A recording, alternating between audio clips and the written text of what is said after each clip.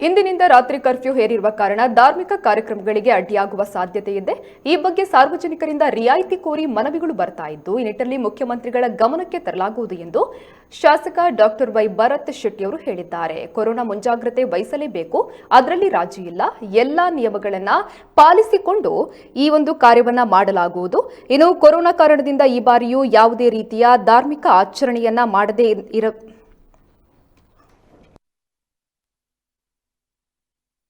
ಕರಾವಳಿ ಪ್ರದೇಶದಲ್ಲಿ ಈ ಸಮಯದಲ್ಲಿ ಈ ಕಾಲಘಟ್ಟದಲ್ಲಿ ಹಲವಾರು ಜಾತ್ರೆಗಳು, ಕೋಲ, ನೇಮಗಳು ಆಗುವಂಥ ಒಂದು ಸಮಯ.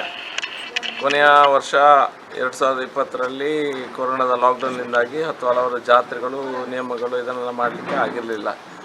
ಆದರೆ ಈ ಸಾರಿ ಅದು ಮುಂಚಿತವಾಗಿ ನಮಗೆ ಯಾರಿಗೂ ತಿಳಿಯದ ಕಾರಣ ಕೊರೋನಾದ ಕೇಸ್ಗಳು ಇಷ್ಟು ಜಾಸ್ತಿ ಆಗ್ತದೆ ಅಂತ ಗೊತ್ತಿರಲಿಲ್ಲ ದೇಶದಲ್ಲಿ ಬೇರೆ ಬೇರೆ ಕಡೆಗಳಲ್ಲಿ. ಹಾಗಾಗಿ ಜಾತ್ರೆಗಳು, ನೇಮಗಳು, ಉತ್ಸವಗಳನ್ನು ವಾಡಿಕೆಯಂತ ಇಲ್ಲಿ ತಯಾರು ಮಾಡಿದ್ದಾರೆ. ಎಲ್ಲ ತಯಾರಿಗಳ ಆಗಿ ಹೋಗಿದೆ.